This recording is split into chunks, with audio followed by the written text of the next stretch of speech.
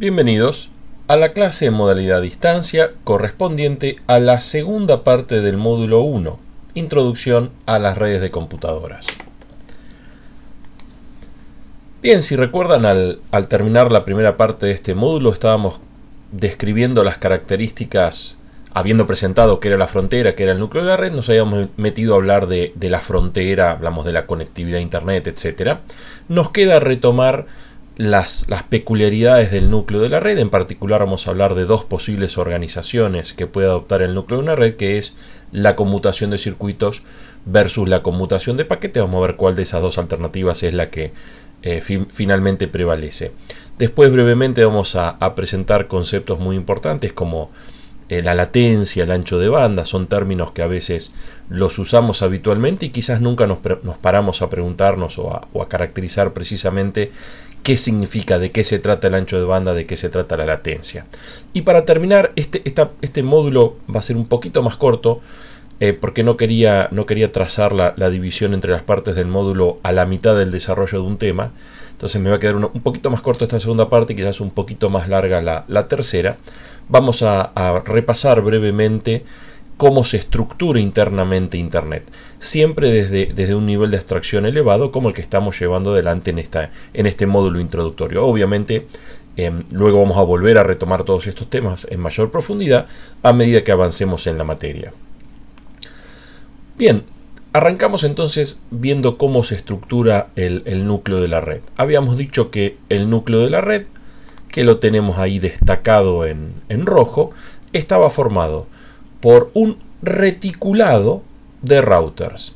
Fíjense que incluimos, a ver si tengo el ratón a mano, incluimos hasta el router que está donde entra el cable del proveedor de internet. Hasta ese router que, digamos, tiene una dirección pública, forma parte del núcleo de la red. Después todos los demás formarían parte de la frontera.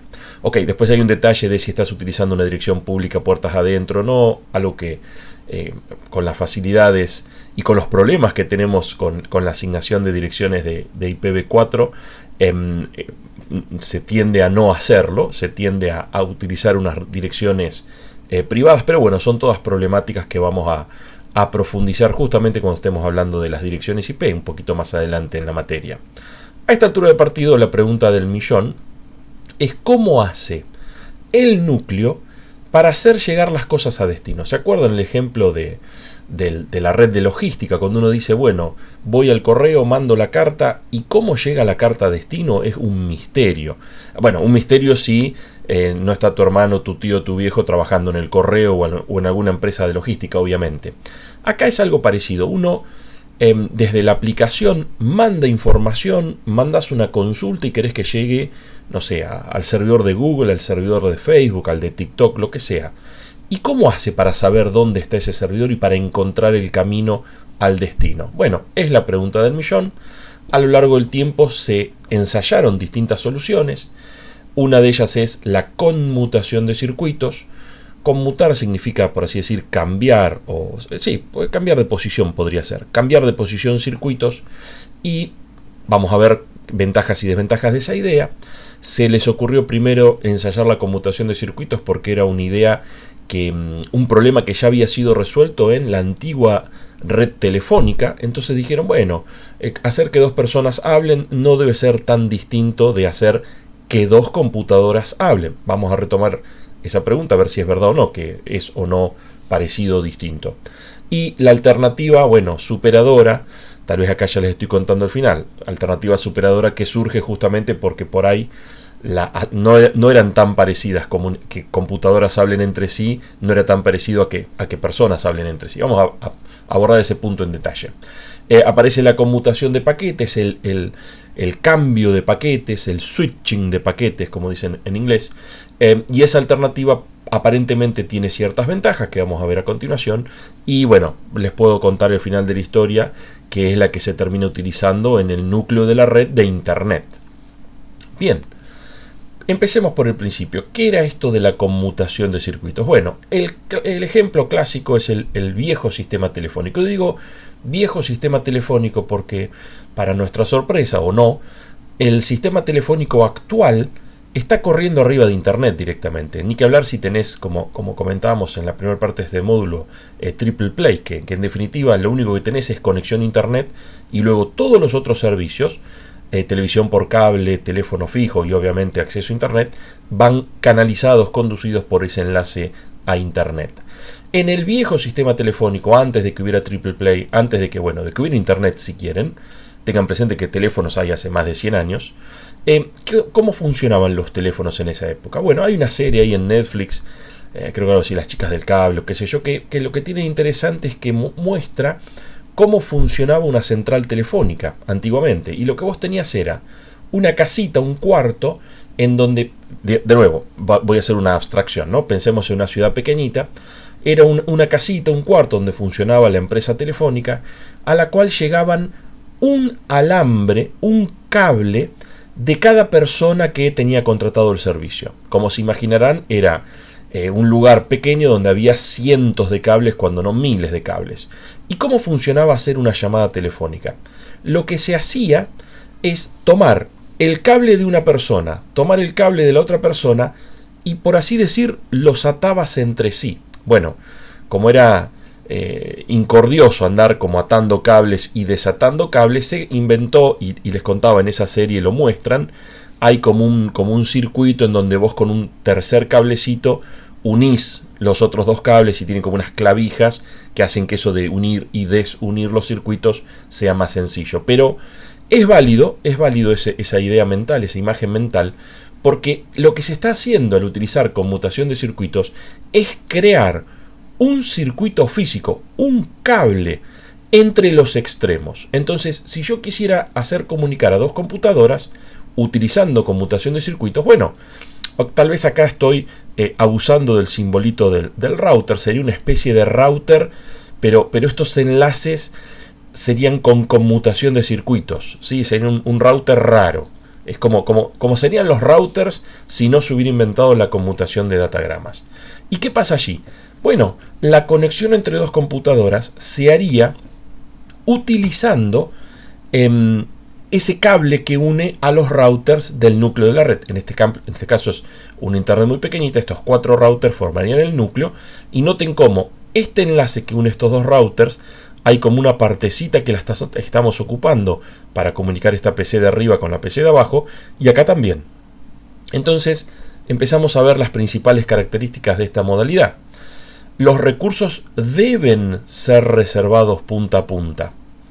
De hecho, si se acuerdan de la vieja época del sistema telefónico, ahora no es tan frecuente.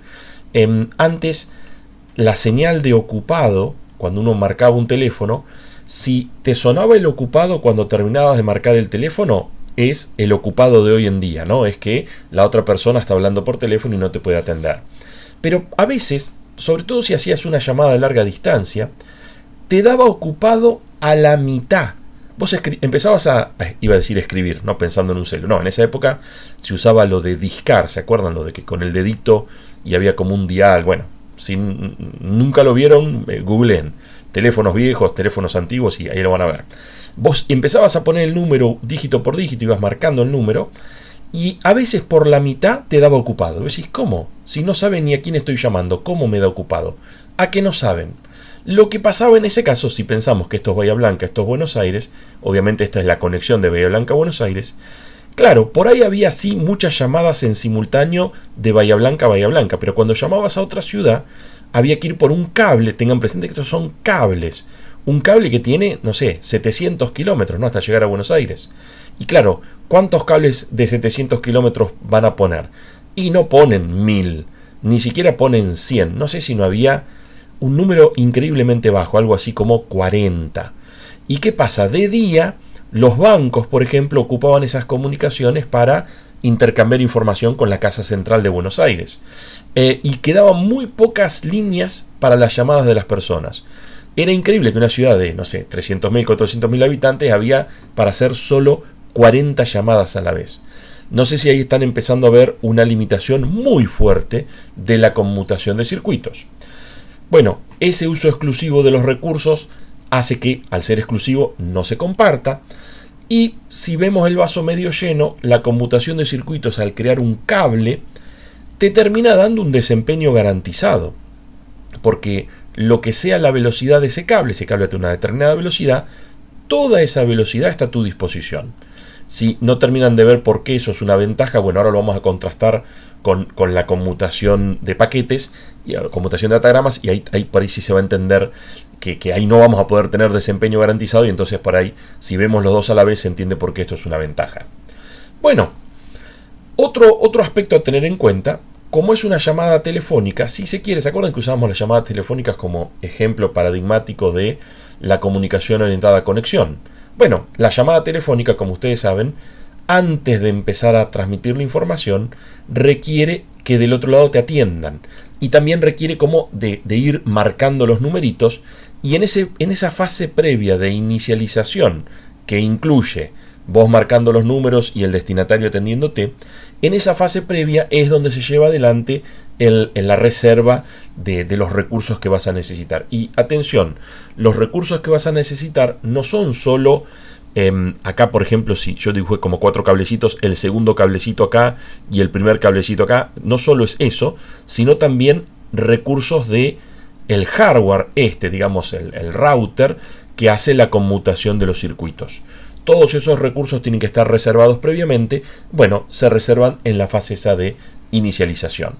Entonces, como los recursos de la red, uno tiene un cable, y bueno, ese cable se debe como repartir en pequeñas porciones que van a ser asignadas a distintas llamadas, lo de llamadas entre comillas. Cada uno de esos pedacitos del cable que une Bahía Blanca a Buenos Aires se asigna a una llamada diferente. ¿Y de qué manera se reparte entonces la capacidad de transmitir información o de llevar información por unidad de tiempo del enlace? Bueno, se va a estar repartiendo entre esas llamadas. Y bueno, ¿cómo hacemos para repartir la capacidad de llevar información del enlace entre las múltiples llamadas? Hay muchas formas. De nuevo, apelando a lo que se hizo históricamente con las llamadas telefónicas, se ensayaron dos alternativas. Lo que se llama multiplexado, en el mismo sentido de la palabra multiplexor que veíamos en ARC, ¿no? En el comienzo de la carrera, es poner muchas señales que vayan por una sola señal o por un solo cable. Vamos a tener un multiplexado por división de frecuencia, y otra alternativa equivalente prácticamente, que es el multiplexado por división de tiempo. La verdad que para entenderlos mejor, yo insisto siempre, una imagen vale lo que 1000 palabras. Después me entró la duda de si una animación vale lo que 1000 imágenes. Y la verdad no lo sé. Pero como la frase conocida es una imagen vale lo que 1000 palabras, tratemos de verlo gráficamente. Empecemos por el primero. ¿Qué es el multiplexado por división de frecuencia? La sigla en inglés es FDM y consiste en asignar una frecuencia diferente, si quieren un tono de voz diferente, a cada usuario, a cada llamada. Si tenemos nuestros clásicos 4 usuarios con las iniciales que, oh casualidad, arrancan con una letra diferente, tenemos ahí ABCD, y graficamos las frecuencias y en el tiempo. Después van a ver por qué está el tiempo, porque recuerden, el otro es multiplexado por división de tiempo, o sea, dividimos o frecuencia o dividimos tiempo. ¿Cómo nos queda? Nos queda una cosa así. Noten que, de alguna manera, todo esto de acá sería la capacidad de llevar información del cablecito, del enlace. Pero de toda la capacidad que tenés, toda la capacidad es lo que llamamos ancho de banda. Se ve, espero, claramente que a cada usuario, a A le toca ¿cuánto? De la totalidad son 4, le toca 1, o sea, le toca un cuarto. Si el enlace tiene una capacidad, digo cualquier cosa, de 1 mega, a cada usuario le toca 250K, ¿sí? O sea, un cuarto. Y si estarán pensando, si es 1024 dividido 4, no es 250, es 256. Bueno, abrimos el paraguas. Recuerden que somos en ese sentido un bicho raro. En todos lados el kilo es 1000. Anda a pedirle al panadero que te dé 1024 gramos por cada kilo. Te saca escobazo, ¿no? Te da 1000. Es verdad, a veces te tira medio miñón más, pero de onda. No porque un kilo es 1000. Lo mismo con las medidas de distancia. 1 kilómetro son 1000 metros. Siempre un kilo es 1000, salvo para nosotros. Para nosotros 1 kilo es 2 a la 10, es 1024.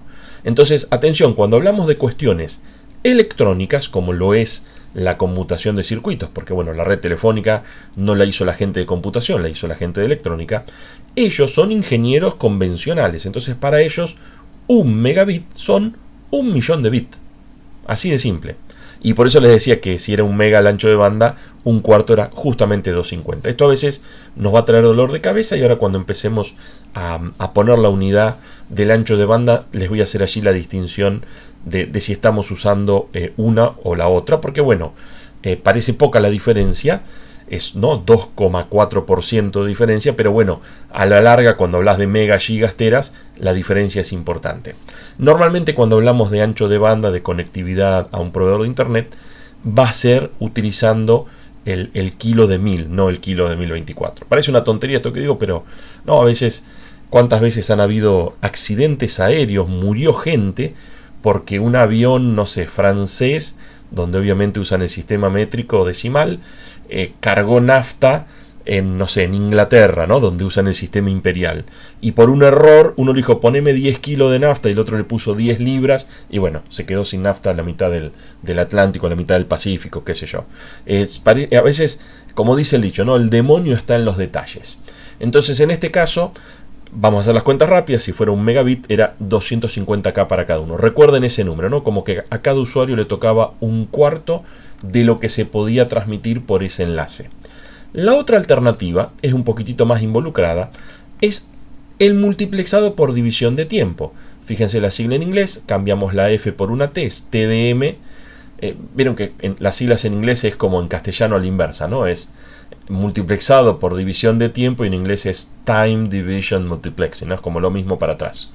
TDM lo que hace, en lugar de fraccionar el ancho de banda por frecuencia, lo va a fraccionar en el tiempo.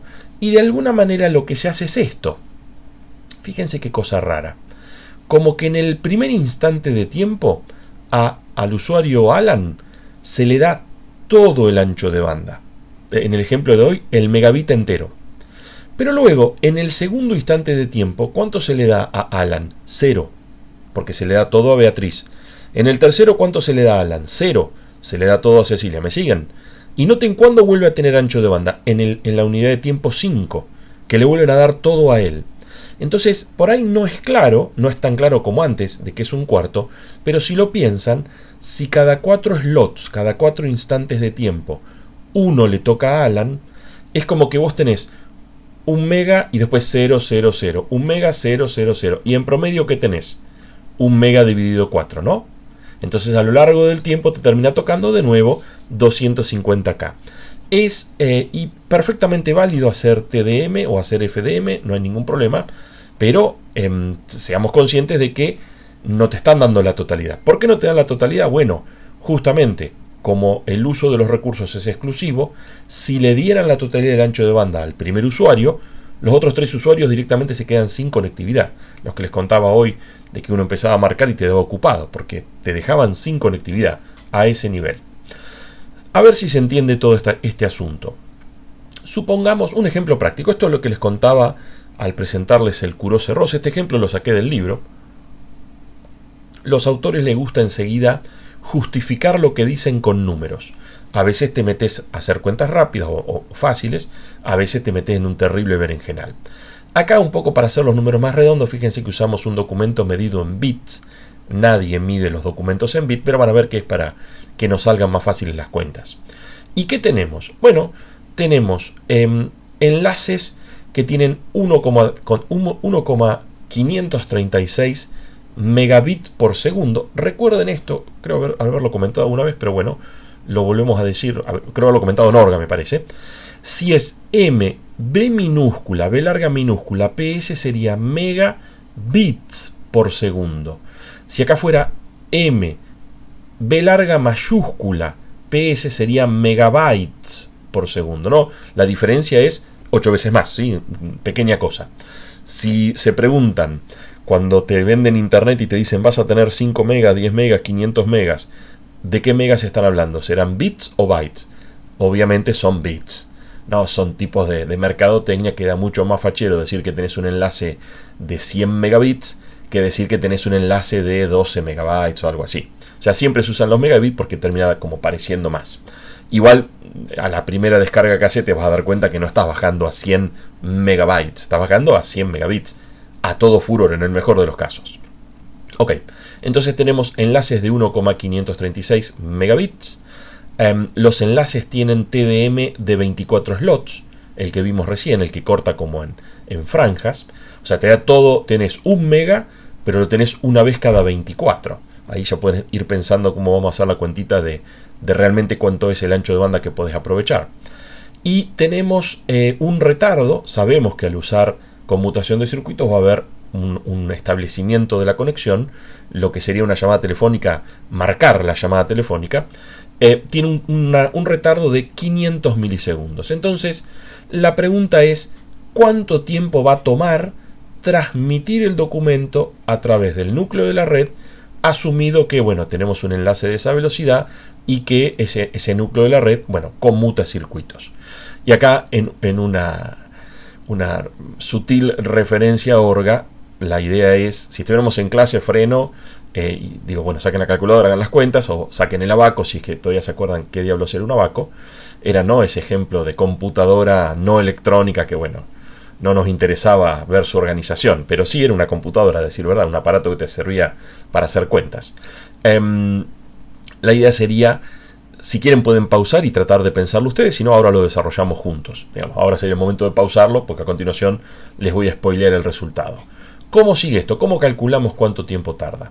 Bueno, decíamos, si el enlace tiene 24 slots por unidad de tiempo, podemos pensar, y el ancho de banda es de 1,536, quizás pueden hacer un poquito más fácil las cuentas si lo pasamos en lugar de megabit por segundo que tenga coma, podemos decir que tiene 1536K por segundo, ¿no? Kbits por segundo. Con esa cuenta podemos hacer 1536 dividido 24 y si agarran el celu van a ver que les da. He visto gente que hace cuentas inclusive con Google. Si vos la consulta de Google es una cuenta, Google te la resuelve. Son unos. En fin. Si haces esa cuenta te va a dar casualmente un número entero. Te da 64K. Era una velocidad muy frecuente, ese de 1,536, no me acuerdo si era un T1 o un T3, qué velocidad era, una velocidad muy clásica. Y bueno, te daba, se multiplexaba en canalcitos de 64 kbits. Era un viejo estándar para conectarse a internet llamado, no me acuerdo ni la sigla, ISDN, algo así. Si tenemos que nuestra conexión va a transmitir 64K por segundo y debo yo transmitir 640K por segundo, recuerden que usamos los K de electrónica, no los K nuestros, ¿no? Todo esto la cuenta basado en la velocidad del enlace, que es una velocidad que se mide en los megas de 1.000.000, no en los megas de 1,048, en fin. Entonces nos da, si transmito 64K y tengo que transmitir 64K por segundo y debo transmitir 640, creo que es fácil la cuenta, es fácil ver que son 10 segundos. Entonces la respuesta es, ¿tardo 10 segundos? No, momentito. Acordate que tengo 500 milisegundos de establecimiento de la conexión. Es decir, la respuesta final sería 10 segundos y medio. Me va a tomar 10 segundos y medio para transmitir ese documento. Estarán pensando que estos números quedaron chicos porque un enlace de 64K, decíamos, era casi la velocidad que te daba el módem sobre una línea telefónica convencional. Bueno, está bien, porque estamos hablando de esa época, ¿no? De los albores de las redes de datos y bueno, ahí se preguntaba, se comparaba tal vez un módem, que no, en esa época no llegaban a esas velocidades, pero se comparaba un módem con lo que se podía hacer conmutando circuitos o conmutando datagramas. No está tan mal, ha quedado de modé porque claro, esta pregunta se hizo hace mucho tiempo atrás y bueno, ahora vamos a ver cuál fue la respuesta. Bueno, recién les adelantaba que lamentablemente la conmutación de circuitos no fue la más agraciada para redes de datos. Bueno, ¿qué se vio? Lo que se vio es que los usuarios de las redes de datos hacen un uso peculiar, un uso llamativo. La red está casi siempre ociosa. Muy de vez en cuando aparece una ráfaga súper intensa de uso. ¿Tiene sentido esto? Pensémoslo un segundo. Consideremos una aplicación de red prototípica. ¿Cuál sería? Bueno, navegador. Ok, abrís el navegador y querés ver cómo es esto de la conmutación de circuitos. Entonces abrís el Wikipedia, pones conmutación de circuitos en el buscador de Wikipedia, te aparece el documento. Y empecemos a ver en ese momento qué sucede. ¿Qué sucede en ese momento? Y vas a estar un rato leyendo el artículo. Y vieron que los humanos somos lentos para leer. Por más que seas de esos que va al programa de Susana, igual leerás rápido, pero igual te toma unos segundos leer el artículo de conmutación de circuitos. Y en algún punto, tal vez, en medio del artículo te mencionan que eso se usó en el estándar de no sé qué de la ITU y le haces clic. ¿Y qué sucede en ese momento? O sea, pensemos en la red. Mientras vos lees el artículo, ¿estás usando la conexión a internet? Para nada, nada, cero, totalmente ocioso. En el momento que le das clic al artículo, ¿qué sucede? Bueno, se activa la conexión. Y se activa de manera violenta porque estás trayendo todo un nuevo artículo donde tal vez hay fotos o qué sé yo, que también hay que traerlo. O sea, hay como un pico de uso. Y si uno lo va mirando a lo largo del tiempo, es como si fuera una ráfaga, como si fuera una ametralladora. La ametralladora no está todo el tiempo tirando tiros, pero de vez en cuando te tira, no sé, 500 tiros en un minuto. No es una barbaridad de tiros, bueno, una ráfaga. Algo parecido sucede o se aprecia, se observa que es el uso más frecuente de los enlaces en las redes de datos. Digo, en ese momento, ¿no? Estamos de nuevo haciendo como un análisis histórico. Porque hoy en día, si uno se pone a streamear, bueno, ahí no es, ahí sí es una ráfaga, pero es una ráfaga constante. Digamos, deja de ser ráfaga, ¿no? Es como un huracán más que una ráfaga. Y lo mismo sucede si te pones a ver una peli 4K, ver Netflix 4K, ver, no sé, el Disney 4K, lo que sea. Digo 4K para que sea mucho ancho de banda. Lo mismo, bueno, escuchar música no tanto, ¿no? Si uno pone el Spotify, el audio se comprime mucho. Lo que no se comprime tanto son los videos. Y bueno, un poco uno dice, ay, pero yo no soy de ponerme a ver las series o qué sé yo. Fenómeno. ¿Alguna vez habrás bajado un torrent? Bueno, si pones un torrent a bajar, no hay nada de ráfaga en la descarga del torrent, es bien huracanado. Pero recuerden que en el momento que se hacían estas preguntas, no se habían inventado el BitTorrent, no se había inventado el peer-to-peer, Netflix era una compañía que no se había fundado, no había Facebook, no había Google, ¿sí? No había nada de estas cosas. Entonces, en ese uso que se le daba en esa época, era generalmente ráfaga. Es más, si me apuran, no se habían inventado la World Wide Web, no había navegadores, no había servidores, ¿no? Si nos vamos a la década del 70 o del 80. Ok, se observó esto. Entonces, ¿qué pasó? ¿Qué conclusión sacaron la gente que estaba reconociendo esta peculiaridad? Y se dieron cuenta que la conmutación de circuitos, que hace una asignación exclusiva de los recursos, desaprovechaba el ancho de banda, porque la idea era esta. Si yo te doy un uso exclusivo del enlace y vos la mayor parte del tiempo no lo usás, se aprecia el desperdicio. Estás mayor parte del tiempo ocupando algo que no lo usás. ¿No sería mejor, de alguna manera, darle el enlace por demanda en el instante que necesitas hacer la ráfaga? En el instante de la ráfaga se lo doy a uno. Y después cuando se pone ocioso, tal vez otro usuario hace su ráfaga, se lo doy a ese otro usuario. La idea, la verdad, es muy interesante y se la trató de ensayar. ¿Cómo se ataca el problema tratando de compartir los recursos de los enlaces? Bueno, la idea que se les ocurrió es relativamente obvia. En lugar de darle el uso exclusivo para toda la transmisión de los datos con un cierto ancho de banda, como hace la conmutación de circuitos, se agarraron los datos que se estaban queriendo enviar por la red y se los cortaron en pedacitos, en porciones. Esos datos cortados en porciones, en la jerga se los denominan paquetes.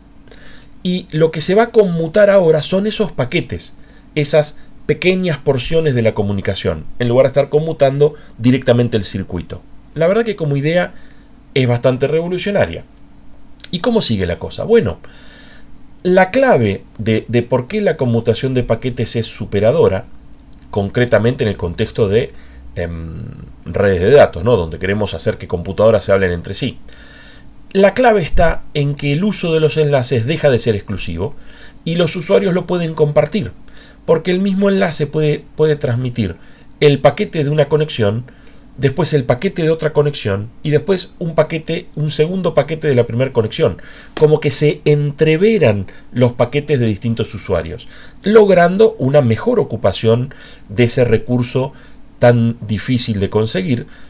Estamos hablando de compartir justamente el cable, en el ejemplo que les contaba hoy, que conecta Bahía Blanca con Buenos Aires, un cable costosísimo, ¿no? Hay que hacer, esos cables están, no sé, enterrados, hay que hacer 700 kilómetros de zanja para enterrar el cable, es todo un tema. Bueno, la idea sería, entonces decíamos, cuando un usuario quiere enviar un paquete, usa todo el ancho de banda a disposición para enviarlo. De esa manera como que lo envía rápido y nuevamente se desocupa el enlace.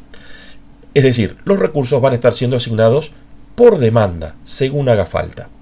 Y otra cosa interesante, como no necesitas reservar un enlace o una partecita de un enlace para hacer un uso exclusivo, podés empezar a transmitir sin necesidad de hacer ese establecimiento previo de la conexión, como decíamos hoy, sin discar, ¿no? Sin marcar el teléfono del otro, sin esperar a que el otro te atienda. Directamente lo envías. Así que son dos grandes ventajas que tenemos aquí. Se comparte mucho mejor la infraestructura del núcleo de la red, los enlaces del núcleo de la red, y por otro lado nos ahorramos esa fase previa. ¿Se acuerdan del ejemplo de hoy? Ese medio segundo de establecimiento de la conexión me lo voy a estar ahorrando. Y claro, no todo son buenas noticias. El hecho de que cada usuario va a estar enviando los paquetes cuando tenga ganas puede producir que más de un usuario quiera enviar el paquete al mismo tiempo. Cuando pase eso, ¿qué va a pasar? Va a haber dos paquetes queriendo ser transmitidos y espacio para transmitir uno solo. Sin dudas, esto es lo que se llama contención en el uso de un recurso compartido. Tal vez se acuerdan de la palabra esta, contención en el uso de un recurso compartido. La usábamos en Orga cuando, bueno, el CPU y el módulo DMA querían ir al mismo tiempo al bus, ahí había contención. ¿Y cómo se resolvía?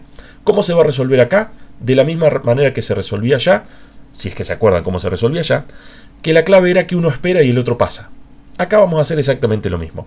Si hay dos paquetes que quieren usar el enlace, sin dudas uno lo va a usar y el otro va a esperar.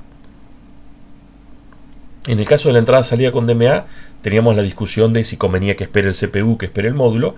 Acá no, acá son dos paquetes idénticos y a priori, por ahora en el núcleo no vamos a tener, no va a haber prioridades. Entonces, la verdad que el que va a pasar primero va a ser el que llegó primero, a priori. Después eventualmente podemos implementar alguna política que priorice conexiones o paquetes, pero a priori sería el que llega primero va a ser atendido y el que llega después, bueno, va a tener que esperar a que sea atendido el que llegó antes. Es verdad que a veces la conmutación de paquetes se parece como un poco al multiplexado por división de tiempo. Si se fijan acá abajo tenemos un multiplexado de paquetes, perdón, una conmutación de paquetes, y fíjense que como que el ancho de banda lo usa el verde, después lo usa el azul, después el verde.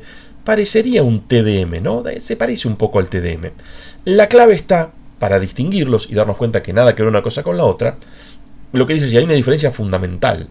La conmutación de paquetes no configura un patrón cíclico preestablecido. Recuerden que TDM te aseguraba tener, por ejemplo, si fueran dos conexiones, te aseguraría un medio del ancho de banda. Y aquí no. Noten cómo, como aquí se va utilizando en función de que vayan llegando los paquetes, son generados por A y B, bueno, como son generados, y van siendo enviados como van llegando. Entonces fíjense aquí van dos paquetitos verde pegado, acá hay tres paquetes verde pegado uno tras otro, ¿sí? Estos van llegando, se van enviando como van llegando, entonces no hay, como dice aquí, patrón cíclico preestablecido. Se parece más o menos en la forma, pero la verdad nada que ver, ¿no? Porque en un caso conmutábamos circuitos y en este caso estamos conmutando los paquetitos, ¿no? Las porciones de la información que estamos transmitiendo. Y un poco una situación muy, muy habitual. Hicimos, bueno, una red local aquí de 100 megabits, que es súper estándar, esto es muy común, una red cableada para no meternos en problemas todavía con los enlaces inalámbricos, y después tenemos una conexión, no sé, a una red metropolitana que podría ser, no sé, el 4G del celu, o bueno, lo que fuera. Contratamos 10 megas para conectarnos a una computadora, un servidor que está lejos, y noten que acá va más rápido que aquí, ¿no? O sea, acá tenemos 10 megabits, acá tenemos 100 megabits, acá tenemos 10 megabits. Entonces, ¿qué va a pasar? Y van a estar llegando acá más rápido que lo que se van por acá, ¿no? Acá llegan a 100 megabits y acá se van a 10 megabits. Y lo que suele pasar es que se nos llena el buffer de este router. Y también lo que suele pasar, si esta red de aquí también es veloz, de 100 megabits, de 1 gigabit, lo que sea, el buffer de este router mayormente va a estar libre, porque bueno, ¿dónde está el cuello de botella? Como siempre pasa, en el que logra ir lejos. Si se acuerdan, acá estamos volviendo a retomar esa máxima de que no puedes ir lejos y rápido a la vez. Cuando uno va de la computadora al routercito del proveedor de internet que tenés en tu casa, recorres un par de metros. Como vas cerca, vas rápido. Cuando querés ir del router de tu casa al router de, por ejemplo, el servidor de YouTube o no sé, a donde te estás queriendo conectar, ahí estás yendo lejos. Bueno, o va a ser costoso o no vas a poder ir tan lejos a la misma velocidad. Ok, esto para que no se mezclen las cosas, separamos las aguas. Y ahora la pregunta que se impone es, ¿qué nos conviene hacer? Por ahí hice mal en que ya les conté el final, pero podemos volver a hacernos la pregunta o asumir que no saben que va a ganar paquetes. Supongamos que tenemos un conjunto de usuarios y los usuarios tienen unos requisitos estandarizados. De alguna manera estamos asumiendo que ninguno de estos usuarios es enfermo de la computación como ustedes. Entonces, fíjense que utiliza 1 megabit por segundo cuando está activo, es decir, no pone torrents a bajar, en fin, no hace esa ocupación intensísima de la conectividad, del ancho de banda del enlace. Y como se trata, sabemos que es tráfico ráfaga, estos usuarios van a necesitar ese megabit por segundo cuando estén activos. ¿Y cuando están activos? Como es ráfaga, de nuevo, para hacer números fáciles, vamos a asumir que está activo 10% del tiempo. No es verdad. Normalmente las ráfagas son mucho más esporádicas. Uno está activo tal vez el 1% o el 2%. Pero, de nuevo, para hacer números redondos, puse 10%. Entonces la pregunta es, ¿qué me conviene hacer? Serían, por ejemplo, un conjunto de amigos o de vecinos del edificio, un consorcio, o clientes de un ISP también podría ser. Y vos tenés un enlace de 5 megas por segundo. Y la pregunta es, ¿qué me conviene hacer? ¿Conmuto circuitos o conmuto paquetes? Si conmuto circuitos, creo que es fácil, ¿no? Si conmuto circuitos, si cada uno va a necesitar 1 mega y tengo 5 megas, puedo conmutar 5 conexiones de 1 mega sin ningún problema. Pero ¿qué pasa si tengo un sexto usuario? Ya al sexto usuario le tengo que decir, no puedo. Para el sexto usuario le da ocupado, ¿sí? Al sexto usuario no le quedó ancho de banda libre. Con 5 usuarios se agota el ancho de banda. Al sexto usuario le tengo que decir, anda a contratar otro proveedor. O aceptar que contrate conectarse conmigo, pero darle un servicio horrible, no solo al sexto, a los 5, ¿no? Porque es como el juego de la silla. Los primeros 5 que marcan, que discan, se conectan. Y el sexto siempre se queda afuera. La verdad que una calidad de servicio horrible. Y la pregunta que se impone, o lo que se torna interesante acá preguntarnos, o tratar de anticipar, es qué pasa si yo con esos 5 megas conmuto paquetes en lugar de conmutar circuitos. ¿Qué va a pasar allí?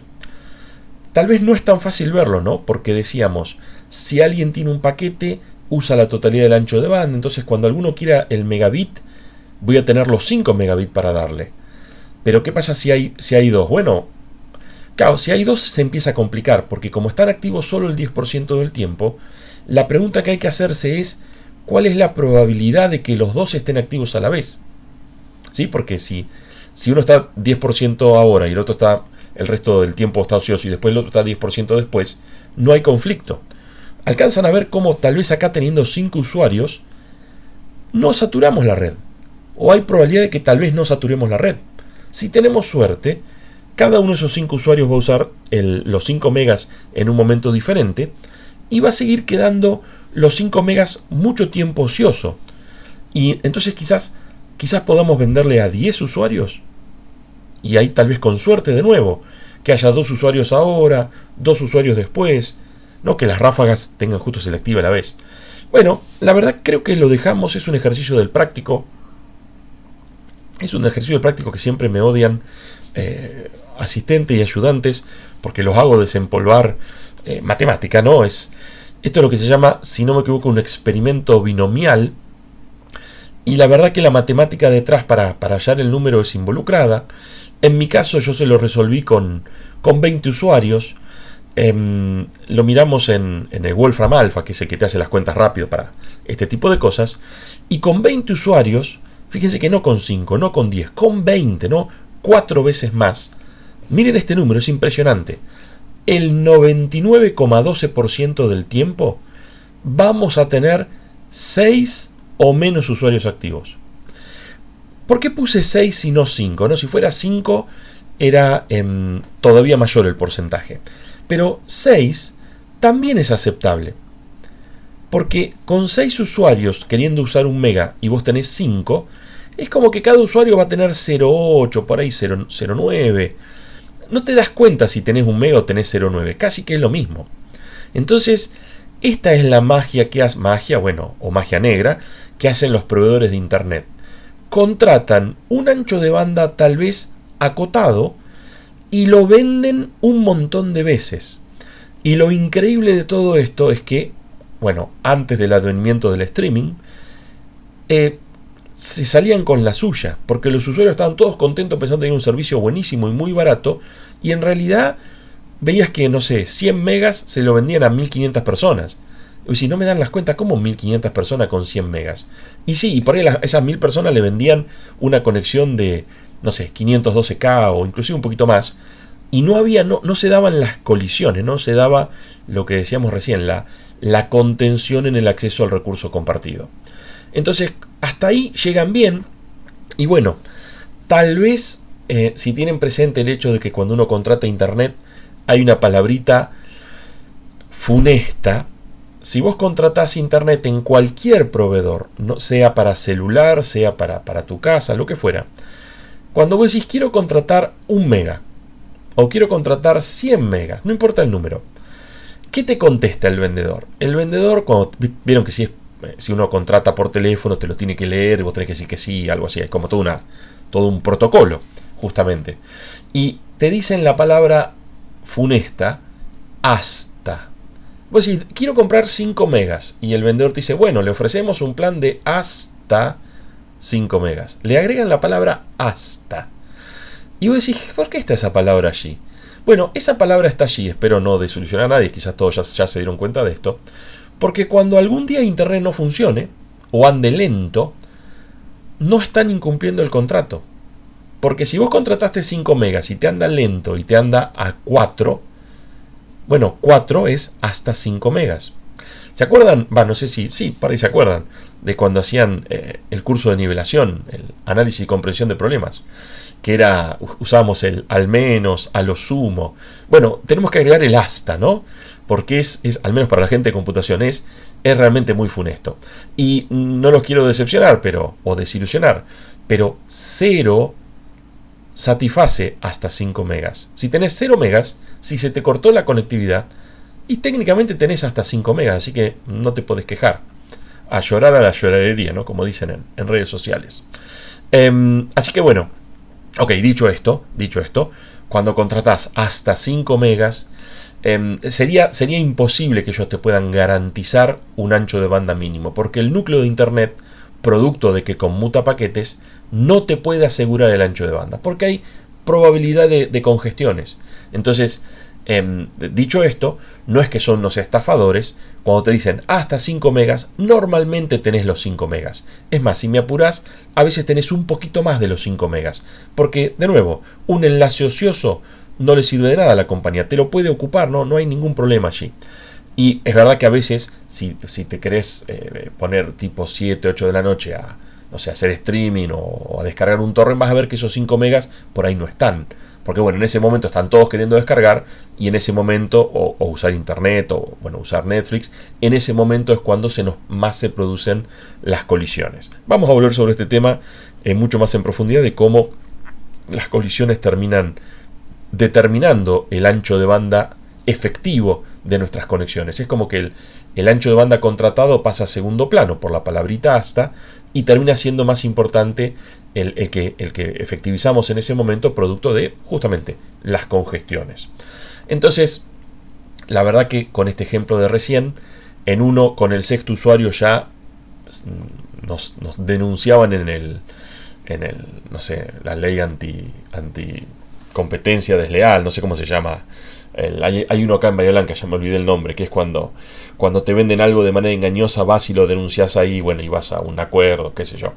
En cambio, si hacías conmutación de paquetes, hasta 20 usuarios, la percepción de los usuarios era que el desempeño era óptimo, que no había problemas. Inclusive, no me acuerdo hasta dónde había hecho el experimento, después probé con 40, 50, con 100, números increíbles. Ya con 100 era muy mala la calidad del servicio, pero tenías 5 megas y le vendías 1 mega a 100 usuarios. Era como sacar agua de las rocas. Uno pensaría que la conmutación de paquetes es el claro ganador. ¿O no? Bueno, es verdad que es ideal para tráfico tipo ráfaga. Es como anillo al dedo. Está totalmente ajustada a ese tráfico que es el normal o convencional en las redes de datos. Los recursos de la red son compartidos por demanda, lo cual es óptimo de nuevo, y también es muy interesante que no necesitas una inicialización de antemano. Ahora vamos a definir el concepto de latencia y van a ver cómo esa inicialización, ese acuerdo previo, te elevaría la latencia, haría que las cosas sean, que el ping sea más elevado. Por suerte la conmutación de paquetes no lo necesita y bueno, logramos en la medida de lo posible bajar también el ping. Ahora, no todo lo que brilla es oro. ¿Por qué? Y porque puede haber congestión.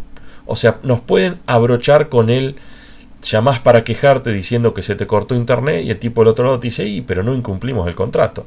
Que creo que no te lo dicen, porque si te lo dicen lo vas a buscar hasta la empresa. Si te dicen, no, 0 es hasta 5 megas, 0 es hasta 300 megas. Y sí, técnicamente el hasta hace que cualquier valor valga. Y si te pasas de los 300, no te quejas, o sea, en definitiva es como que es win-win para la empresa. Así que, naturalmente, los protocolos de transporte de información van a tener que ser más robustos para contemplar la eventual pérdida de esa información, de parte de la información, ¿no? Vos tenés una conexión, estás enviando una cierta información que es importante, que no querés que se pierda, y tal vez alguna parte de esa información se pierda producto de las congestiones. Esto va a redundar en que el software, no hay problema, nos hacemos cargo, el software de lo que es los protocolos de transporte van a tener que contemplar las pérdidas, van a ver que se puede resolver y se puede resolver de una manera relativamente elegante. Ok, mencionamos, claro, perdón, lo que les decía recién, no es que son los estafadores los proveedores de internet, es que no les queda otra. El núcleo de la red, cuando conmuta paquetes, no podés asegurar la calidad de servicio. Hay otras tecnologías de núcleo de red que sí se construyeron para asegurar la calidad del servicio y bueno, te lo cobran, obviamente. Vamos a hablar sobre este tema un poquito más adelante, pero recuerden que siempre nuestro norte es internet y por eso cuando les digo el núcleo de la red no asegura calidad de servicio, tengo en mente internet desde ya. Recién mencionábamos por qué me puede afectar si necesito o no la inicialización de antemano. Bueno, eso me va a afectar en un concepto que es muy, pero muy importante y nadie le da bolilla. Están los conceptos de ancho de banda y de latencia, y lo que todos nos preguntamos al contratar internet es el ancho de banda. El hasta 5 megas, hasta 100 megas, ese valor en realidad no es 5 megas, no es el tamaño de un archivo, ¿no? El ancho de banda es cantidad de información, pero por unidad de tiempo, es decir, es una unidad de medida de tamaño de información dividido una medida de tiempo.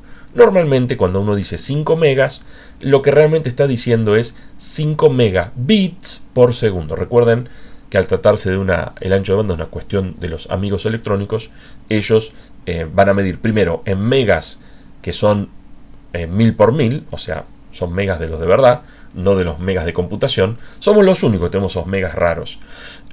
Y obviamente cuando la B larga va a ser una B larga minúscula, pues ellos miden en bits. Para ellos el byte no existe. Bueno, ellos tienen una definición propia de qué es el ancho de banda y tiene que ver con características físicas del enlace. A nosotros eso nos importa un bledo. Para nosotros vamos a denominar ancho de banda esencialmente a la capacidad ideal de transferencia de información por unidad de tiempo de un enlace O también lo usamos como, por ejemplo, para decir ancho de banda al disco rígido, o sea, puede ser también un dispositivo. Lo que pasa es que el ancho de banda al disco rígido de alguna manera está acotado por, si lo piensan, el enlace que une al disco rígido con el módulo de entrada-salida, ¿no? El cablecito SATA. A final de cuentas, el factor limitante va a ser la velocidad del enlace. Pero bueno, generalizamos y también hablamos de ancho de banda a la placa de video, ancho de banda a la memoria, ¿no? Puede ser también un dispositivo. Ahora bien, hay otro parámetro que, producto de las congestiones, si uno, esto pasa mucho en Buenos Aires, ¿no? En Buenos Aires a la mañana prenden la tele para ver el pronóstico del tiempo, gente que no se acostumbra a usar el celu, y también para ver el pronóstico del tráfico, de nuevo, gente que no se acostumbra a usar el celu. Y se fijan, porque si hay mucho tráfico, ¿qué tiene que hacer la gente para ir a trabajar? Sobre todo en Buenos Aires. Tienen que salir como media hora antes, porque si te agarra un embotellamiento, demoras mucho en llegar. Lo que tardas en llegar de tu casa al trabajo es lo que se llama latencia. Y con las conexiones de computadoras, cuando hay en el núcleo de la red hay conmutación de paquetes, por ende hay chance de que dos conexiones quieran enviar información a la vez, es decir, hay chance de congestión. Bueno, la latencia es un aspecto interesante a tener en cuenta. ¿Cuánto tarda un dato en atravesar el núcleo de la red? Creo que lo teníamos allí. Vamos a denominar en computación, vamos a denominar latencia al tiempo que le toma a un determinado dato, si quieren a un bit o a un paquete, en atravesar la red. Atravesar la red, cuando decimos atravesar la red, estamos hablando de partiendo de la frontera, llegar a la frontera, es decir, estamos hablando de atravesar el núcleo. Ok, este es un tema que normalmente no se le presta atención. Puede haber dos tecnologías de conexión a internet que den el mismo ancho de banda, pero no la misma latencia. El ejemplo típico es si tienes una conexión vía satélite, muy lindo el ancho de banda, pero la latencia se te va a disparar. Los enlaces vía satélite, vos mandás la señal desde tu casa, donde tengas la antena, y rebota en un satélite geoestacionario que está orbitando arriba del Ecuador. O sea, estamos lejos del Ecuador, ¿no? Hay que viajar como, no sé, 4.000 kilómetros hasta el Ecuador y otros 4.000 kilómetros para volver desde el Ecuador al destino. Entonces terminás recorriendo mucha distancia y eso, como vamos a ver en la tercera parte de este módulo, eleva también la latencia, eleva los retardos. Bueno, ¿por qué todo esto es importante? Porque de alguna manera el núcleo de la red, que está compuesto de estos aparatitos que están acá, ¿no? Los routers. Ahora sí estaríamos pensando en un router de un núcleo de red que hace conmutación de paquetes, porque concluimos que la conmutación de paquetes es lo que mejor se adapta a una red de datos. Y si lo pensamos, para un paquetito cuyo tamaño sea L bits, si yo tengo, aquí esto es una visión muy simplificada, ¿no? Tengo dos computadoras y en el medio tengo tres enlaces unidos por dos routers. Y de nuevo, para hacer fáciles las cuentas, asumimos que los tres enlaces tienen el mismo ancho de banda. Si llevamos esto a la realidad, después lo vamos a hacer. Normalmente tu conexión a internet es más lenta, la conexión del núcleo es altísimamente veloz y por ahí la conexión de la otra computadora depende. Si esta otra computadora es la sucursal de Bahía y la sucursal de Punta Alta, bueno, los dos tendrán una conexión equivalente. Pero si esta es la compu de tu casa y este es el server de YouTube y estás viendo la clase, imagínate la conexión a internet que tiene el server de YouTube, ¿no? Es un número inconmensurable. Pero bueno, en este ejemplo simplificado asumimos que los tres tienen un ancho de banda R. ¿Qué era un ancho de banda? Era la cantidad de información que puede mover por unidad de tiempo. Entonces, si vos haces el cociente, algo que es una cantidad de información dividido, algo que es una cantidad de información dividido tiempo, ¿en qué te da el resultado? La unidad de tamaño de información se cancela, digamos los bits con los bits se cancelan, y 1 dividido segundo es segundo. O sea, el segundo va para arriba. Te termina dando el retardo. Entonces, ¿cuánto tardaría este paquete en atravesar toda esa red? Es muy fácil, la cuenta es 3 veces L sobre R, porque toma L sobre R cruzar cada uno de esos enlaces. Obviamente que este retardo, esta cuenta, ignora las otras fuentes de retardo que, como les contaba, vamos a ver más en detalle en la tercera parte de este módulo. Y claro, el paquete tiene que ser, ¿por qué ese 3 por L sobre R?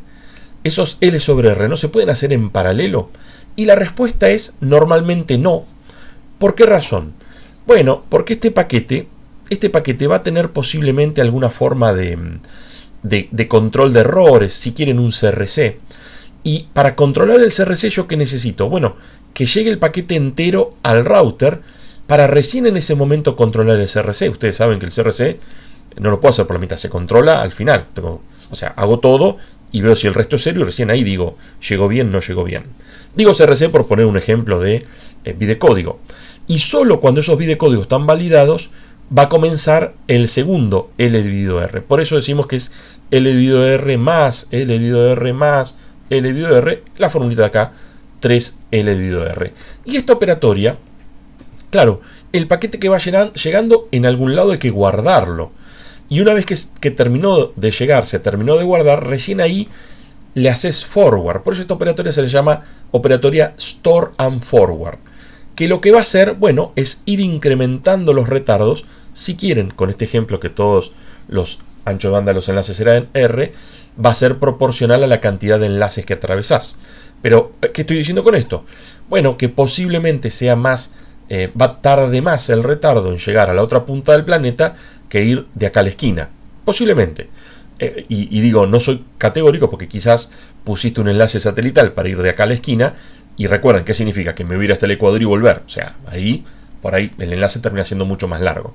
De nuevo, ahora después vamos a volver sobre las otras fuentes de retardo, de la cual una de ellas es proporcional a la longitud del enlace y ahí sí vamos a poder capturar finalmente ese aspecto. Pero aquí les quería enfatizar el hecho de, bueno, esta operatoria store and forward del núcleo de la red, de los elementos del núcleo de la red, de los routers, que lo que va haciendo que, bueno, se vayan acumulando los retardos parciales, si se quiere.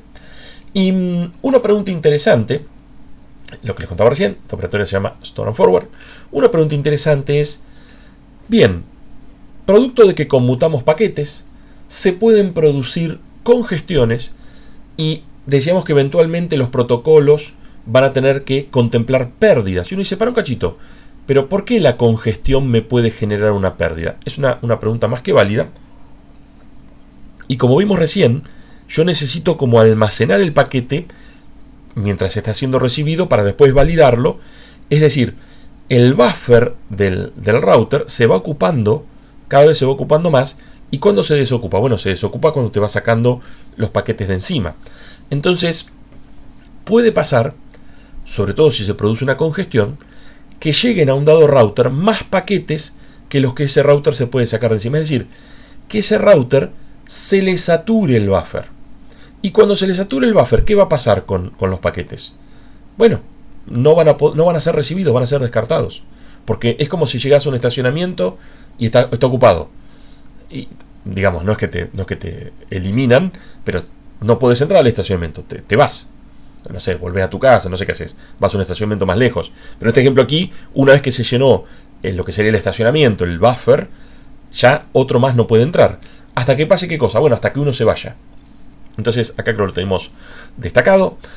Bueno, eso les contaba recién, el origen de las pérdidas. Y el origen de los retardos es la demora que tenés esperando en cualquier punto.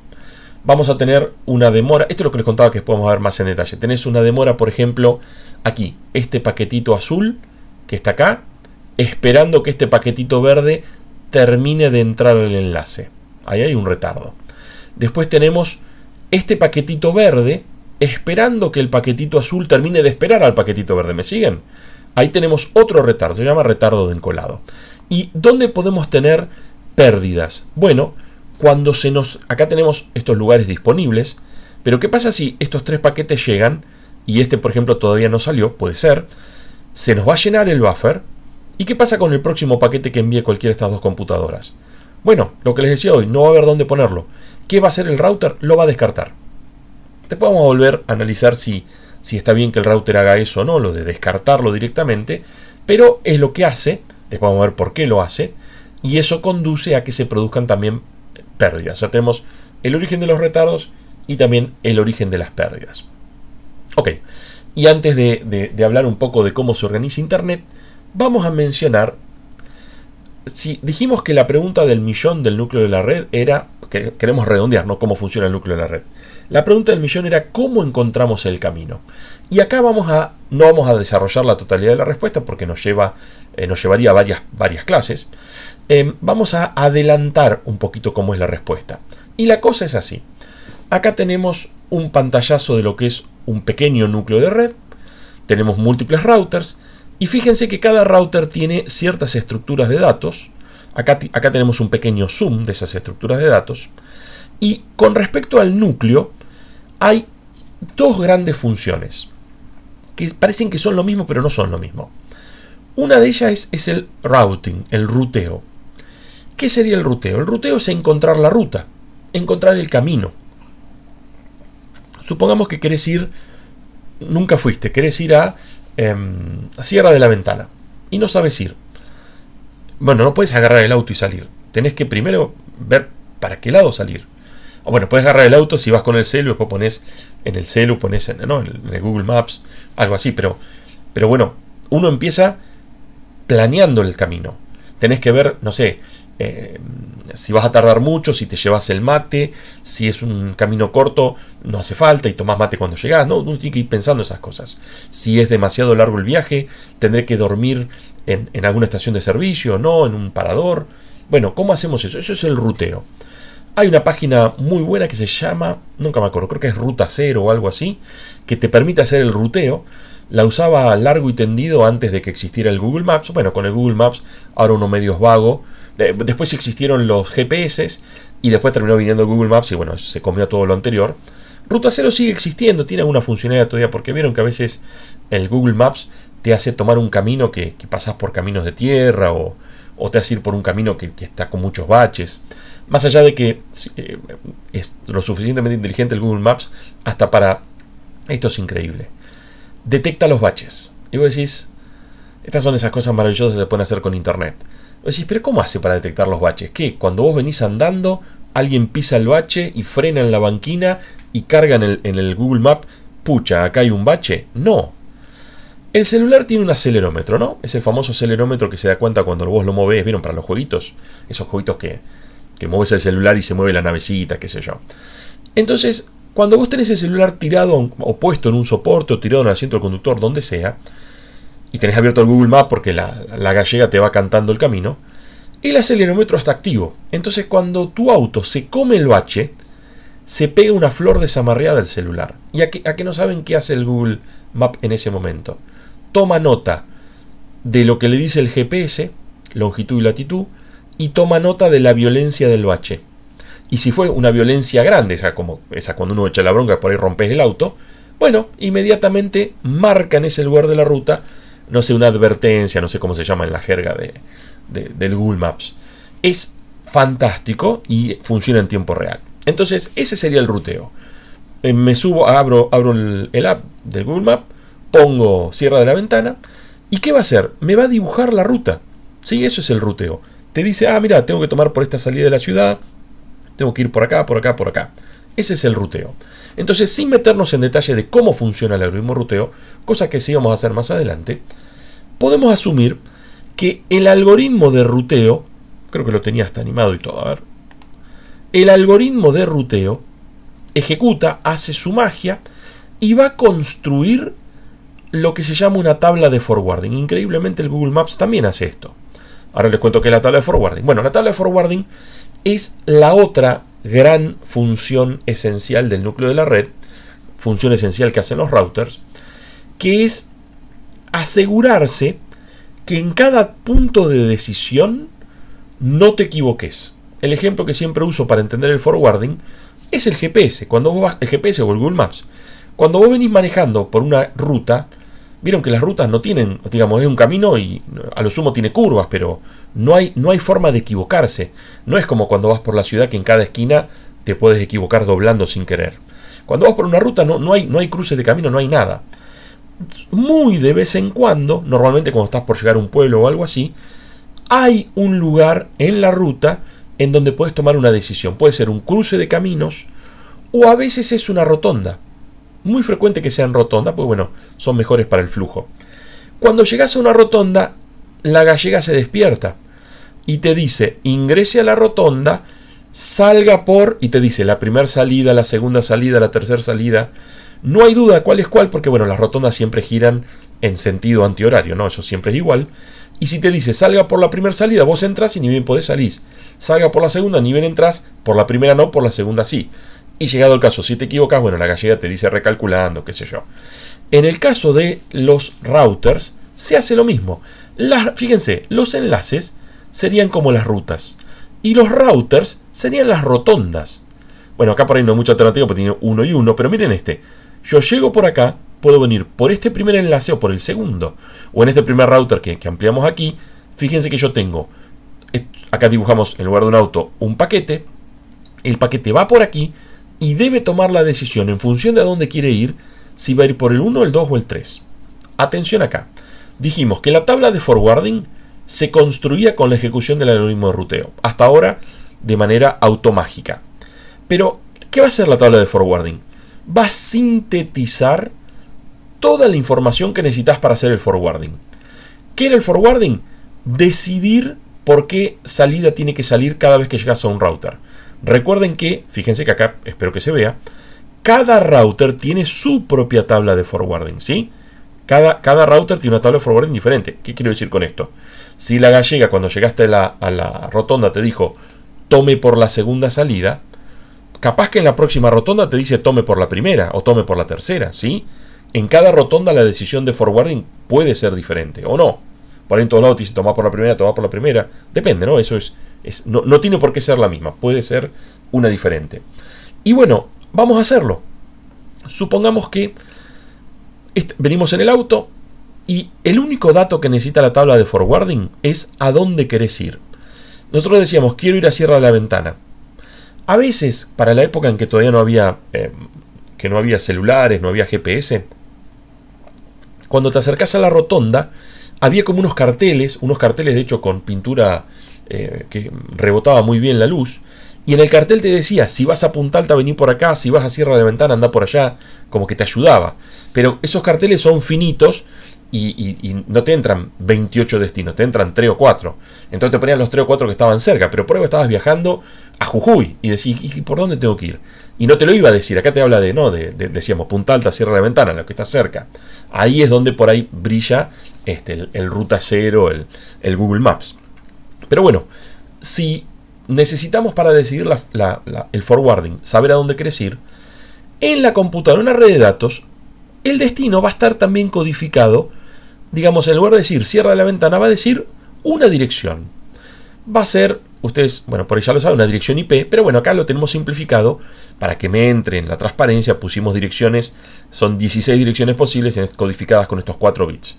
Pero fíjense, si yo estoy llegando por este enlace y esta es la tabla de forwarding correcta, porque asumimos que el algoritmo de ruteo la construyó bien, y quiero ir al destino 0111, ¿por qué enlace debo yo salir? Miro la tabla de forwarding y creo que es claro, ¿no?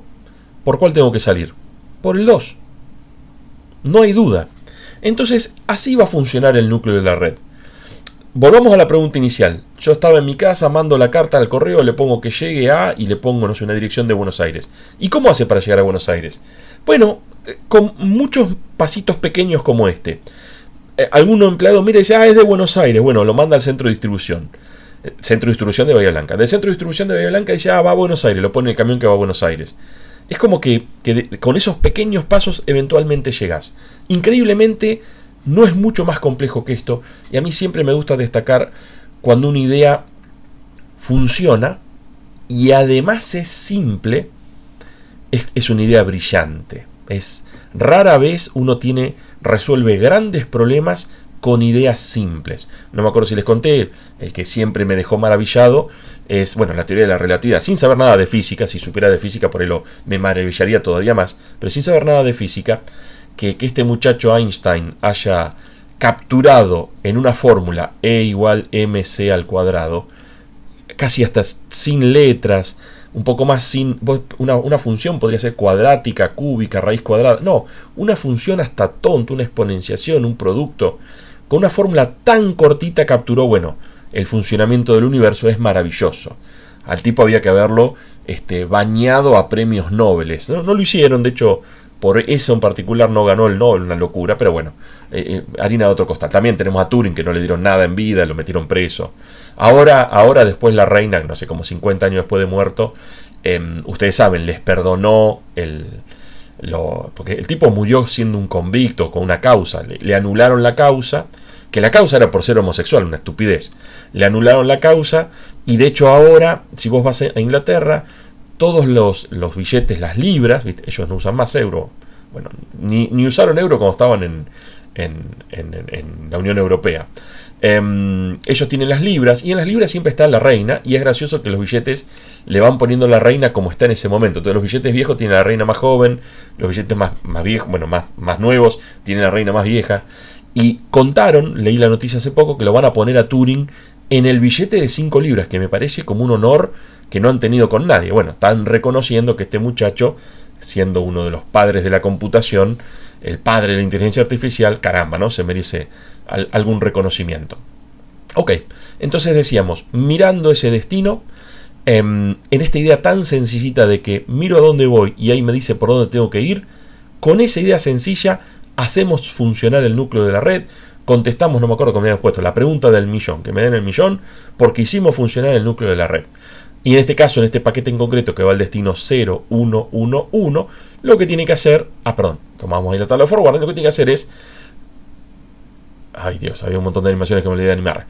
Ahora sí, lo que va a hacer es salir por el enlace 2. Finalmente hicimos el forwarding como corresponde. Entonces, ruteo, encontrar el camino completo, y forwarding, ir haciendo los pasitos que forman ese camino completo, es las dos funciones esenciales que necesitamos que el núcleo de la red lleve adelante. Y como último tema que nos queda para comentar, íbamos a mencionar brevemente, a vuelo de pájaro, por así decir, cómo se organiza Internet. Bueno, en Internet lo que hacemos es, las computadoras que están en la frontera, nosotros, nos conectamos al núcleo necesariamente a través de un ISP, un proveedor de Internet. Entonces, la pregunta que se impone es, ¿cómo se organizan? Claro, si yo me conecto al proveedor A y YouTube se conecta al proveedor B, necesitamos también que los proveedores se comuniquen entre sí. Este crecimiento no fue muy planeado, es un crecimiento orgánico. Me hace acordar, ustedes deben haber, espero que sí, conocerán el edificio del EM. El edificio del EM es un edificio que tiene muchos años. El edificio inicial fue planeado por un arquitecto, un edificio hermoso, hay que decirlo, pero después empezó a producirse un crecimiento orgánico. Para un lado le crecen como apéndices, entonces en un lado está el Instituto Matemático, para el otro lado le crece otro apéndice, el departamento, donde funcionaba antes el departamento, después para el otro lado otro apéndice está la parte de química. Es como raro y no hay mucha lógica. Vos subís por una escalera y vas por un pasillo y después no podés bajar, hay como lugares cerrados, es todo muy extraño. Ni que hablar si suben por la escalera entrando por la puerta principal y van a la parte del Palomar. También ahí es rarísimo, donde está el observatorio. Es muy raro el crecimiento del edificio y se parece un poco al crecimiento, ese crecimiento orgánico de Internet. Claro, cuando las cosas comenzó, no había muchos proveedores y no estaba reconocida la importancia de conectarse entre sí. Vamos a tratar de hacer como una especie de evolución histórica y ver dónde estamos parados hoy, muy rápidamente. Claro, la topología, como les decía recién, terminó siendo muy compleja, muy orgánica y no fue para nada planeada, y se vio, tengan presente que por ahí la simiente de Internet había sido la ARPANET, que era una red en la época de la Guerra Fría que querían mantener funcionando la conectividad entre, por así decir, la Casa Blanca y el lugar donde estaban las bombas nucleares, para si los atacaban los rusos que no se perdiera la conexión, en fin. Toda una cosa muy con unos intereses totalmente diferentes a los de hoy en día. Hoy en día nos interesa estar en Internet, ¿no?, para hacer crecer una empresa, tener más ventas, llegar a más clientes, algo completamente diferente. Decíamos, está a la vista lo que hubiera sido esta pandemia del coronavirus sin Internet. Nos tiramos por la ventana todos. Si yo acá en planta baja me hago pelota, igual tirándome por la ventana, ¿no? Es una locura. No hubiera funcionado nada de esto de la modalidad a distancia. Por suerte tenemos internet, y fíjense que el uso que le damos a internet ahora no tiene nada que ver por ahí con el uso para el cual había sido concebida en su momento. Por eso un poco la evolución se vio afectada, como dice allí, se vio afectada por cuestiones económicas, pues cuestiones geopolíticas, cuestiones de soberanía. Bueno, a veces hay dos países que están repeleados, entonces no establecen vínculos y se terminan conectando a través de un tercer país, en fin. Peguémosle un vistazo breve a este crecimiento orgánico que les comentaba. La pregunta es, tenemos millones de usuarios. Es verdad que al principio no había millones de usuarios, de hecho, cuando surgió Internet, todos los usuarios de Internet del planeta entraban en una habitación. En el libro, en el Curose Ross, si se quieren divertir, al final de cada capítulo hay como una entrevista a un prócer de la computación o de las redes, y siempre aportan datos muy coloridos, no son cosas que yo les vaya a preguntar en el final ni en el coloquio, pero si se quieren divertir un rato para desconectarse está simpático. Nada más son todos nombres de personas muy conocidas en el ambiente, entonces ver qué hicieron, qué no hicieron, vale la pena. Entonces la primera pregunta, es como si nos planteáramos cómo organizar hoy, o bueno, tratar de entender cómo está organizada Internet hoy. Hoy en día hay miles de millones de usuarios, cada uno de esos miles de millones de usuarios, bueno, estarán configurados en torno, podría ser a una red empresarial, la red de una universidad, o sea, redes institucionales, por otro lado redes hogareñas, un poco como tenemos allí, y obviamente muy importante los puntitos suspensivos, porque no, ni de casualidad me entran millones de esas nubecitas celestes en la transparencia. ¿Y cómo podemos responder esta pregunta? ¿Cómo conectamos esos millones de redes entre sí? Bueno, obviamente que hacer un full mesh, no un todos con todos, olvídate.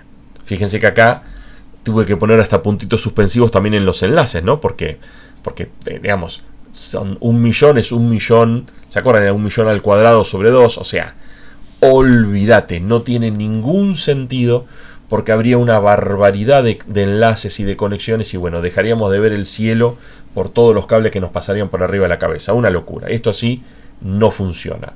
Lo que se hizo, y prosperó, una idea que funciona, ¿qué tal conectar todos los usuarios del planeta al mismo proveedor? Y esto la verdad que funciona, y funciona muy bien. De hecho, es un flor de negocio. Imagínense si hubiera un solo proveedor de Internet en todo el planeta. Generalmente el libre mercado beneficia a los consumidores y no beneficia a los proveedores del servicio. Porque el libre mercado hace que si vos querés cobrar más caro, el consumidor va al que le cobra más barato. Pero si hay uno solo, si hay monopolio, ahí no se ve beneficiado el usuario, se ve beneficiado el proveedor del servicio, porque hace lo que se le canta. Te cobran, ¿qué tal? 50.000 pesos por mes la conexión a Internet. Ah, ¿no lo podés pagar? Jodete. Así de simple.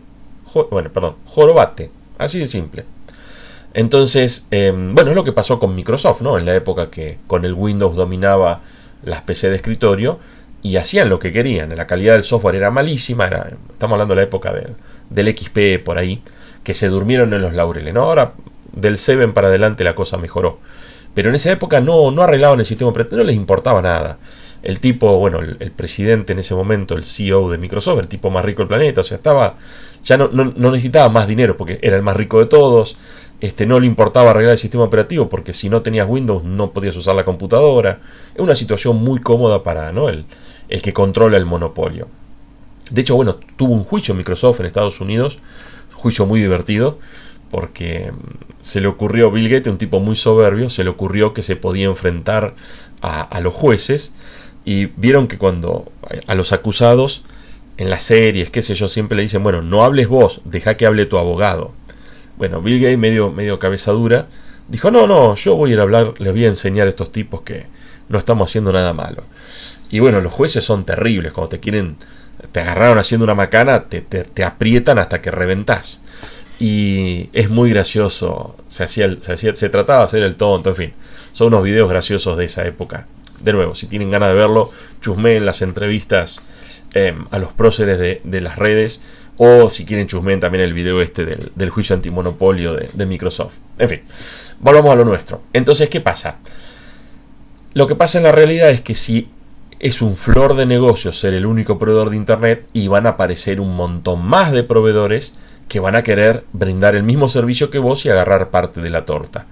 Normalmente va a haber proveedores, qué sé yo, un proveedor que sabe hablar castellano va a tener más clientes acá que un proveedor de Norteamérica que no sabe hablar castellano. Y agregarle cualquier idioma del planeta y bueno, se empieza a ver cómo aparece la competencia. Obviamente una vez que aparece la competencia estamos en problemas, porque perdimos conectividad. Lo que les decía hoy, yo tengo un proveedor A y el servidor de YouTube tiene un proveedor B y no me puedo conectar. Pues fíjense que no hay camino desde, no sé, podemos hacer así, a ver, desde la red, yo estoy acá y YouTube está por acá, listo, no hay camino. ¿Qué está faltando? Bueno, lo que está faltando es que los competidores se conecten entre sí. Y se conectan entre sí de múltiples maneras. A veces entre los dos se ponen de acuerdo y ponen un enlace conectando los dos edificios o las dos empresas. O si no, también como es muy bueno, le da robustez al núcleo que haya múltiples caminos redundantes, aparecieron el concepto de los IXP, los Internet Exchange Points, que lo que hacen es brindan el servicio de simplificarle la tarea a los interesados en conectarse entre sí. O sea, hay un IXP acá en Bahía, sin ir más lejos, ahí cerca del Parque de Mayo. Es una empresa que pone a disposición un edificio, pone a disposición, por ejemplo, un suministro ininterrumpido de corriente, con generadores, con UPS, lo que sea, un servicio de seguridad y una gran calidad de conexión a Internet. Y lo que hacen los interesados en conectarse, vincularse uno con otro, es le alquilan, le subcontratan una conexión a ese IXP. Es un servicio interesante porque redunda, como les decía, en hacer que haya múltiples caminos, hace que el núcleo de Internet sea mucho más tolerante a los fallos. Hablando de hacer el núcleo de Internet más tolerante a los fallos, el otro día cortaba clavos con Leo, justo el domingo a la noche que estaba subiendo la primera clase para usarla el lunes, andaba horrendo el servidor nuestro. Me puse en contacto con los administradores, empezamos a diagnosticar, y la verdad que bueno, después con el diario del lunes, literalmente el lunes, caímos en cuenta que había sido un problema más general y no solo del servidor nuestro de la uni. Gracias a Dios, no fue, sino casa de herrero, cuchillo de palo, ¿no? Departamento de computación que le andaba mal el servidor. No fue el caso, había sido más un problema general y bueno, eventualmente lo resolvieron y la clase la pude terminar de subir, no sé, como a las 12 de la noche. Por suerte, terminó subiendo el lunes, estaba con unas ojeras bárbaras, pero con suerte la cámara de la notebook no se alcanzaba a ver. ¿Cómo sigue esto? Llegamos a este punto. Bueno, en este punto empiezan a aparecer las redes regionales. ¿Qué serían las redes regionales? Bueno, por un lado podría ser algún país puede tomar, por ejemplo, algún país puede tomar la decisión de hacer más eficiente la conectividad entre las empresas de ese país y hacerse cargo de una red que ayude a conectar a Internet a esas empresas. Podría ser. Otra alternativa podría ser, si pensamos, es regional, no necesariamente tiene que ser a nivel de un país. Otra alternativa puede ser si piensan en la empresa, la empresa Movistar, la que antes llamaba Telefónica, que es Telefónica de España, ¿no? La empresa. Es una empresa española con intereses en Argentina. Pero si se fijan, también está en Colombia, también está en Perú, creo que está en Paraguay, digamos, está en muchos países. Bueno, éramos todos países. No está en Brasil, o sea, está en todo, posiblemente está en Chile, está en todos los países que éramos colonia de España. Y bueno, ese proveedor de Internet, Movistar, la verdad que tiene una red regional, porque sus propios routers internos del proveedor de Internet no solamente cubren Argentina, sino que cubren Argentina, Colombia, Chile, Perú, Paraguay, ¿no? varios países, Bolivia. Entonces, esa sería lo que sería una red regional. Fíjense que las redes regionales obviamente pueden tener clientes, o quizás tengan, o sea, pueden ser o hogareños o empresa, ¿no? Digamos, habría que ver puntualmente qué es este que está aquí. Y se conecta a su vez, esta red regional contrata Internet de otros proveedores. A veces los proveedores, en lugar de estar todos al mismo nivel, empiezan a aparecer proveedores minoristas y proveedores mayoristas. El proveedor minorista le vende a nosotros, ¿no? A los usuarios finales, y el proveedor mayorista, como su nombre lo indica, le vende acceso a Internet a los proveedores minoristas. ¿Me siguen? O sea, tendríamos como dos capas entre los proveedores y normalmente esa es la organización que termina teniendo hoy en día Internet. Me falta un solo dato para que realmente se parezca a cómo están organizadas las cosas hoy, que es lo que se llama la red privada de los generadores de contenido. ¿Qué es esto de generadores de contenido? Bueno, pueden ser una red no muy conocida como Akamai, que es un centro de distribución de contenidos, un CDC, o seguramente todos conozcan a Microsoft, el Windows Update de Microsoft. Imagínense la cantidad de ancho de banda que necesita Microsoft cuando saca un nuevo parche de Windows, que casi todas las PC del planeta lo están descargando. Bueno, no era negocio, o a la larga no era negocio, por ahí al empezar sí, pero a la larga no, pagar a proveedores de internet para cubrir ese ancho de banda. En algún punto, siendo Microsoft una empresa gigantesca, realmente lo es, vale, no sé, 800 mil millones de dólares, un número infernal. De nuevo, el valor de la empresa va cambiando, ven esta transparencia ya mañana y cambió, ¿no? Porque el valor de la empresa, lo llama el Enterprise Value, creo que era la cantidad de acciones de la empresa por el valor de la acción. Entonces, como el valor de la acción cambia, bueno, el valor de la empresa cambia. Pero anda por ahí por los 800 mil o 1000 o por esa zona. O sea, una cantidad muy, si quieren por referencia, hablamos de que Mercado Libre había llegado a 100 mil. Hablamos de que Microsoft es 8 o 10 veces Mercado Libre y bueno, desde ya que lo es. Y hay otras todavía más grandes. Google anda por ahí en esa zona, Amazon anda en esa zona y la que picó en punta, bueno, era Apple. Son todas empresas de tecnología desde ya. Y esas suelen poder bancar su propia red porque son generadores de contenidos. En el caso de Microsoft generan los parches. En el caso de Akamai, tal vez es un nombre no muy conocido, hay muchas que son redes de distribución de contenido. Lo que hace Akamai es le vende el servicio al que lo necesite. Si vos sos un estudio de televisión y estás, un estudio, perdón, de películas y sale el tráiler de tu última película antes de YouTube. Antes de que existiera YouTube, había unos servicios en donde vos, como ponías una página web con el trailer y la gente lo miraba, y claro, imagínate cómo te reventaba el ancho de banda. Entonces contratabas el servicio de Akamai. Akamai tiene computadoras en todo el planeta. Perdón, no lo dije. Microsoft también. Lo que hace es tener computadoras privadas en todo el planeta. Entonces hay como en un montón de lugares del planeta te pueden dar acceso a ese contenido que están queriendo distribuir. Lo mismo pasa con Google, ¿no? Los propios videos de YouTube. En algún punto esta misma clase puede estar distribuida, debe ser inteligente y quizás la va a centralizar en los servers si es que tiene alguno acá en la zona de Argentina o de Buenos Aires o por ahí. Pero llegado el caso, si se empezara a consumir estas clases desde algún otro país, ¿por qué no va a migrar parte de ese contenido, parte de esta clase a servidores en otro lugar del planeta? Un poco para mejorar la disponibilidad de la clase, digamos, del archivo MKB en el cual armo la clase. Bueno, tal vez una pregunta que se impone es ¿qué motiva a esas empresas como Google, Facebook a mantener esas redes? Imagínense lo que es tener, vos tenés que alquilar como lugares para tener esas computadoras.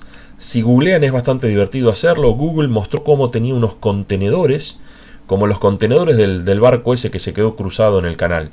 Esos contenedores, y adentro de esos contenedores metía todo, metía las computadoras, los discos rígidos, el aire acondicionado, todo lo que necesitaba para hacer funcionar los servidores de Google. Y después mostraba cómo esos contenedores los metía en cualquier lado del planeta, simplemente les enchufaba corriente y conexión a internet y ya tenías un server de Google en algún lugar del planeta, que puede ser hasta en lugares bien recónditos. No tengo el dato porque es una información que no te la dicen, pero andás a ver, quizás haya algún servidor de Google acá mismo en Bahía Blanca. Lo mismo para Facebook, para Microsoft o para cualquiera de estas compañías que son tan grandes. Y la pregunta es, claro, vos para meter el contenedor ese, el container lo tenés que meter en algún lado, tenés que alquilar el lugar, tenés que pagar la luz, tenés que pagar el acceso a internet. ¿Qué motiva a esas compañías a bancar todo ese gasto?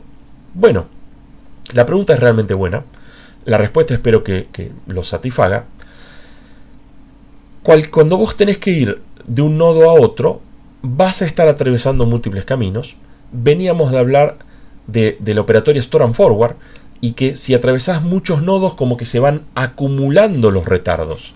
Entonces, si yo tengo todo centralizado en Estados Unidos, no hay forma de tener buenos retardos. Por ahí sí voy a tener buenos retardos desde Estados Unidos, pero desde Corea del Sur, que es un país muy amante de internet, internetófilo, si existe la palabra, no tendrían una experiencia tan buena, porque están como lejos los servidores, o atraviesan muchos nodos intermedios.